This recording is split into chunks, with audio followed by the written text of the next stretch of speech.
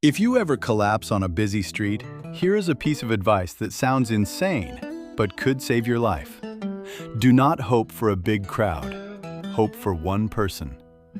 Because the strange, well-documented truth is this: the more people who are watching when something goes wrong, the less likely it is that any single one of them will help you. A crowd of 100 can stand and do nothing, while one lone passerby would have rushed to your side. More witnesses does not mean more help. It often means none at all. Stop and let how backwards that is really land. Every instinct you have says that safety lies in numbers. That if you're ever in trouble, you want to be somewhere with lots of people around, because more people means more help. And for some kinds of danger, that's true. But for the specific moment when you need a stranger to step in and help you, the math inverts. A single person walking by is, statistically, far more likely to stop for you than any one member of a large crowd. The lone witness has nowhere to hide from the responsibility. The crowd member has 100 places to hide. So the situation you'd think is safest, collapsing in a busy place full of people, can be one of the most dangerous. And the situation you'd fear, being seen by only one person, can be the one most likely to save you. That is how strange and how real this effect is. This feels impossible. Surely more people means more chances that someone steps up, more hands available, more eyes to notice. That's what common sense says, and common sense is dead wrong. Decades of research have shown the opposite so reliably that it has a name: the bystander effect. And it is one of the most counterintuitive and important things psychology has ever uncovered about human beings. The whole field of research began with a single infamous case: a woman attacked in a city, with the story, as it was told at the time, claiming that dozens of neighbors heard and saw and did nothing. Later investigations showed the original account was exaggerated, that some people did in fact try to help. But the question it raised was so haunting that scientists set out to study it directly. How could so many people witness someone in need and not act? And what they found in experiment after experiment was stranger than anyone expected. They didn't find that witnesses were unusually cold. They found that the number of witnesses itself was the problem. In controlled studies, when a person believed they were the only one who could hear someone in distress, they helped quickly, almost every time. But when they believed others were also present and able to help, the rate of helping dropped dramatically, and the help that did come came slower. Same emergency, same kind of person. The only thing that changed was how many others were thought to be present, and that single variable could be the difference between someone getting help and someone getting none. This is the psychology of why nobody helps when everybody is watching. And here's what I want you to understand before we go any further, because it matters enormously. The people who stand frozen in that crowd are not heartless. They are not cruel or selfish or indifferent. They are ordinary, decent people, people exactly like you, caught in a psychological trap so powerful that it can paralyze an entire crowd of good people all at once, while every single one of them desperately wishes someone would do something. By the end of this, you're going to understand exactly what that trap is: the three separate forces that lock a crowd into doing nothing. And here's the part that could genuinely matter someday, for you or for someone in front of you. You're going to learn the one simple thing that breaks the spell instantly, whether you're the person who needs to act or the person who needs help. So let's take apart the myth, because the truth underneath it is made of three distinct mechanisms, and you need to see all three. The first is the one most people have heard of: the diffusion of responsibility. When you are the only person present at an emergency, 100% of the responsibility to act sits on you. There is no one else. If you don't help, no one will, and you know it, so you act. But when there are 100 people present, that responsibility gets divided. Suddenly, it's not on you. It's spread across everyone. And each individual feels only a tiny sliver of the obligation. Someone else will help. Surely someone has already called. With this many people, it can't possibly be my job specifically. Everyone thinks it. And because everyone thinks someone else will do it, no one does it. The responsibility divided among 100 people shrinks to almost nothing in each of them. And almost nothing is not enough to make anyone move. The cruel part is that this feels like reasonable thinking, not like an excuse. Each person genuinely believes that with so many capable people around, their individual action really isn't needed. And they'd be right if even one of the others would step up. But all of them are reasoning identically. So the very logic that feels so sensible in each head produces, across the whole crowd, a complete and total failure to act. But that's only the first force, and on its own, it doesn't explain the full paralysis. Because you'd think at least a few people, out of 100, would feel enough responsibility to act. So why don't they? This is where the second mechanism comes in, and it's the most insidious of all, because it makes the crowd actively talk itself out of seeing the emergency at all. It's called pluralistic ignorance, and here's how it works. Most emergencies, in their first moments, are ambiguous. A person slumped on the ground. Are they hurt, or drunk, or just resting? A raised voice. Is that a real fight, or just friends joking? In that uncertain moment, your brain does a very natural thing. It looks around to see how everyone else is reacting, to figure out whether this is actually an emergency. If other people are alarmed, it's serious. If everyone seems calm, it's probably nothing. But here is the trap. Everyone else is doing the exact same thing you are. Everyone is staying outwardly calm, glancing around, trying not to overreact, waiting to take their cue from the others. So when you look around for confirmation that this is an emergency, what do you see?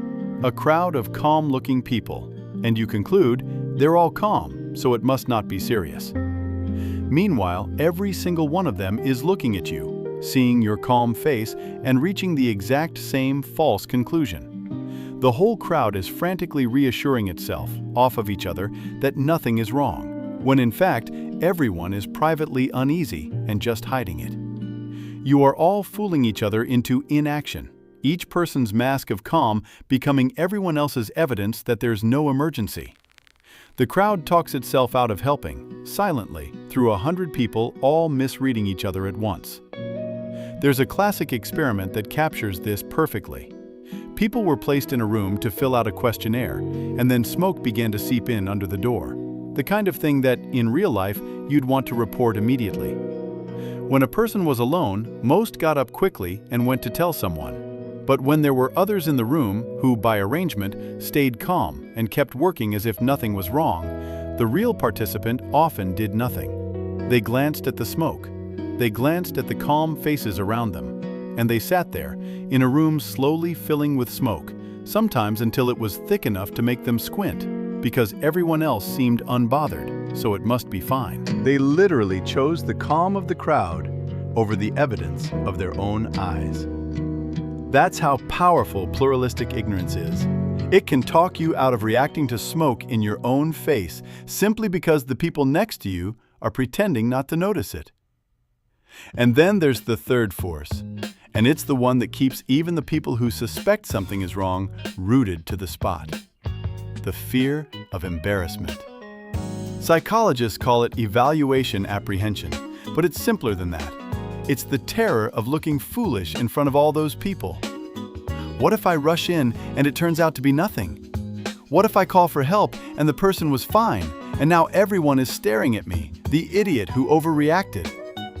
In a crowd, you are being watched, and being watched makes you afraid to be the one who breaks ranks, takes the risk, and gets it wrong in front of an audience. So you wait. You wait for someone else to take that social risk first, to confirm it's okay to act, so you don't have to be the fool who moved too soon. And everyone is waiting for the same permission, and the permission never comes. So the crowd holds its collective breath, each person frozen by an audience that is itself frozen, every one of them privately willing to help, but unwilling to be the first to risk being wrong in front of all the others. Now put all three together, and you can see the complete trap. Responsibility, diffused until no one feels it. Reality, obscured because everyone misreads everyone else's calm. And action, frozen by the fear of looking foolish in front of a watching crowd. Each force alone would slow people down. Together, they can lock 100 good people into total stillness while someone in front of them suffers. Not because any of them is bad, but because all of them are trapped in the same three illusions at the same time. And here is the cruel arithmetic at the heart of it. Every one of these forces gets stronger as the crowd gets bigger. More people means responsibility divided into smaller slivers. More people means more calm faces, reinforcing the illusion that nothing's wrong. More people means a larger audience to be embarrassed in front of. So the bigger the crowd, the deeper the paralysis. Which is why a victim really is, in a terrible and counterintuitive way, safer in front of one person than in front of 100. Let me show you how this plays out, because it is not just about dramatic street emergencies, it's everywhere. Take the literal version. Someone collapses or is in distress in a busy public place. The research, and sadly, real life, shows it again and again. In a packed train station, a crowded street, a full subway car, a person in genuine trouble can be passed by dozens of times, each passerby assuming someone else has it handled, each one reading the inaction of others as proof that it must not be that serious. The very crowdedness that should have saved them is what doomed them. Every additional person who passed by, making it a little less likely that the next one would stop. Take the online version, which is the bystander effect at massive scale. A cruel comment, a person being harassed, someone clearly in crisis posting for help. Seen by thousands, helped by no one. Because every single viewer assumes that among those thousands, surely someone else will step in, report it, reach out. The audience is enormous, which means the diffusion of responsibility is nearly total. Everyone scrolls past every single time, assuming someone else won't. And online, the effect is supercharged by the sheer scale of the numbers. When you see something as being viewed by thousands or millions of people, your individual sense of responsibility shrinks to practically zero. Surely, out of millions, someone has already done something, said something, reached out. But here's the trap. Every one of those millions is thinking the exact same thought. The bigger the audience, the more completely each person assumes their own action is unnecessary. So a cry for help posted to a huge audience can be the least likely to get a real response, precisely because it reached so many people that no single one of them felt it was theirs to answer. The loneliest place in the world can be a post seen by everyone and answered by no one. A person surrounded by a crowd of thousands, each of whom assumed the crowd would handle it. Take the workplace. Something is going wrong, a bad decision, a mistreatment, an obvious problem, and a whole room of people see it, and no one speaks up. Each person waits for someone else, more senior, more responsible, to be the one to say something. The silence isn't agreement.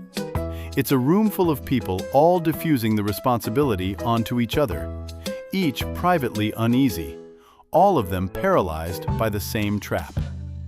This is why so many organizational disasters happen in plain sight, witnessed by dozens who later admit they had a bad feeling, but assumed someone more senior would raise it. The problem is rarely that no one noticed. It's that everyone noticed, and everyone assumed their noticing was someone else's job to act on. Every one of these is the same machinery. Responsibility spread thin, reality obscured by everyone's mutual calm, and action frozen by the fear of being the one who acts. Which brings us to the twist, and unlike most twists, this one is genuinely hopeful, because it hands you the cure. The reason a crowd fails to help is not that people are bad. It's that each individual is trapped in a shared illusion. The illusion that someone else will act, and that maybe it's nothing anyway. And the moment that illusion breaks, the entire thing collapses. Because the instant one person steps forward and acts, clearly, decisively, treating it as a real emergency, every one of those three forces shatters at once. The diffusion of responsibility ends, because now there's a leader and a model to follow. The pluralistic ignorance ends, because now there's undeniable proof that, yes, this is a real emergency. Someone is treating it as one. And the fear of embarrassment ends, because someone else already took the social risk. So now it's safe to join in. One person acting doesn't just add one helper. It unfreezes the entire crowd. Suddenly, everyone rushes to help, because the spell that was binding all of them is broken the instant a single person refuses to be bound by it. This is the most important thing to understand, and it cuts two ways. If you are ever in a crowd and you see someone in trouble, know that the universal hesitation you feel, the someone else will handle it, the maybe it's nothing, the I don't want to overreact, is not your good judgment. It's the trap. It's the exact psychological force that's paralyzing everyone around you. And the way out is simply to act anyway. Be the one who breaks the spell. The moment you move, you don't just help that one person. You release everyone else to help too. You become the permission the whole crowd was waiting for. You've probably witnessed this exact moment without recognizing what you were seeing. A crowd stands frozen around a situation, uncertain, hesitating, everyone glancing at everyone else. And then one person steps forward and kneels down, or raises their voice, or takes charge. And in an instant, the whole dynamic flips. The people who were paralyzed a second ago suddenly surge into action. One offers a coat, another calls for help, a third clears space, a fourth asks what's needed. Where there was stillness, there is now a swarm of helpers. And here's the thing. Those people weren't waiting because they didn't care. They were waiting for exactly this. For one person to break the spell and make it safe, and right, and obvious to help. The first mover doesn't have to be the strongest or the most qualified. They just have to be the one willing to go first. And going first in a frozen crowd is one of the most quietly heroic things a person can do. Not because it takes great strength, but because it means overriding three powerful instincts that are holding everyone else perfectly still. And here's the second, equally vital half, the part that could save your own life. If you are ever the person who needs help in front of a crowd, do not shout a general "help me" into the air. Because a general plea lands on everyone, which means it lands on no one, diffused into nothing. Instead, do the one thing that destroys the diffusion of responsibility instantly. Point at one specific person and give them one specific instruction. You, in the red jacket, call an ambulance, now. You, with the glasses, I need your help.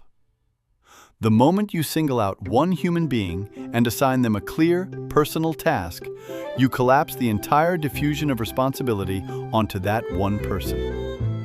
It's no longer someone's job, it's their job, specifically, publicly, undeniably. And people who would have stood frozen in a crowd will almost always act the instant the responsibility becomes personally, unmistakably theirs. Naming one person is how you cut through 100 bystanders and get the help you need.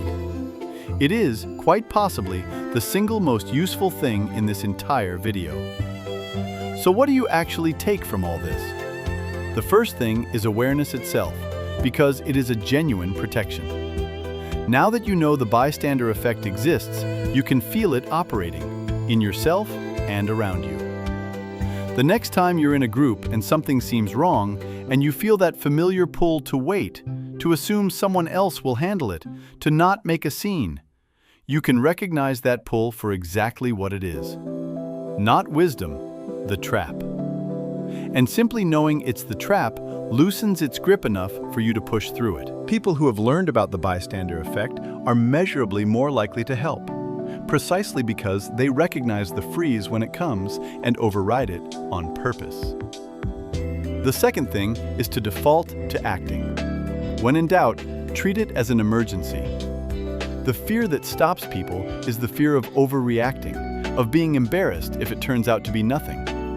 But weigh the two outcomes honestly. If you act and it's nothing, you feel briefly silly. If you don't act and it's real, someone could be seriously harmed. Those are not equal risks. A moment of possible embarrassment is a tiny price against a person's safety. So when the situation is ambiguous, resolve the ambiguity on the side of helping.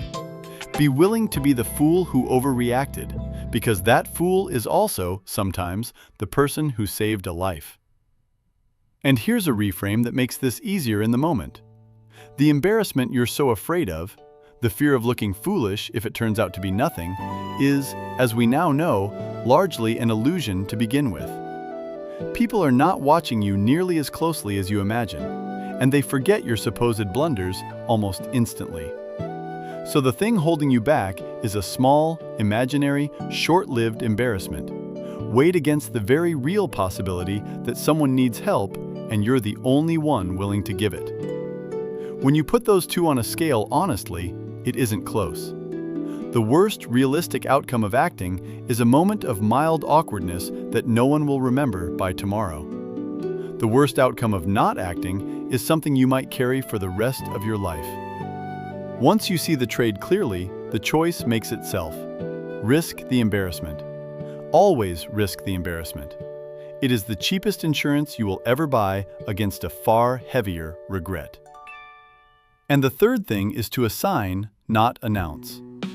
Whether you're trying to mobilize a frozen crowd or asking for help yourself, never broadcast a vague plea to a group. Always single out individuals and give them specific tasks. You call for help. You come with me. You check on them. Specificity destroys diffusion. The general request dies in the crowd. The personal, named request gets answered. Because here is the truth underneath all of it. The horror of a crowd that watches someone suffer is real, but it is not a horror of human cruelty. It's a horror of human psychology. Of good people, each waiting for another good person to move first. All of them trapped in the same illusion. All of them wishing someone would act. And that means the cure is not to despair of human nature. The cure is to be the one who acts. Because the spell that freezes 100 people can be broken by a single one. And that single one can be you. In a world where everyone is waiting for someone else, the person who simply moves first is worth more than the entire silent crowd combined. And there's something genuinely liberating in that once it sinks in. You don't have to be braver, stronger, or more capable than everyone around you to be the one who matters in a crisis. You just have to understand the trap well enough to step out of it while everyone else is still caught. That's a kind of heroism available to absolutely anyone. Not the heroism of being exceptional, but the heroism of refusing to be frozen.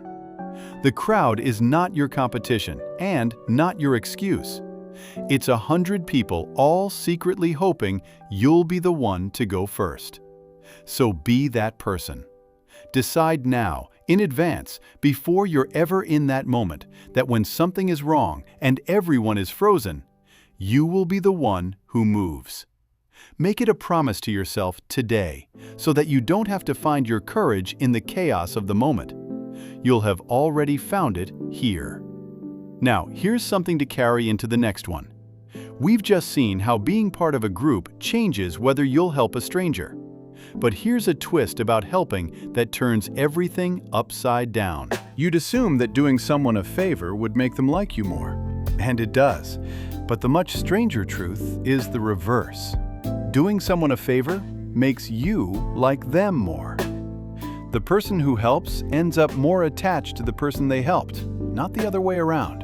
It's one of the most useful and counterintuitive facts about human relationships, and almost no one knows how to use it, or even believes it at first, because it runs so completely against everything we assume about how liking works.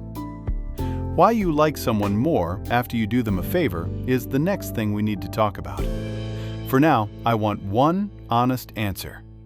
Have you ever been the one who didn't help, frozen in a crowd, waiting for someone else to move, telling yourself it probably wasn't your place?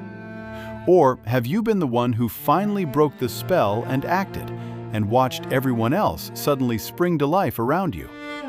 Tell me, because almost all of us have been the frozen bystander at least once. And knowing why might be exactly what makes you the one who moves next time it counts. There's no shame in having been frozen before. The only thing that matters is who you decide to be the next time you feel that pull to wait.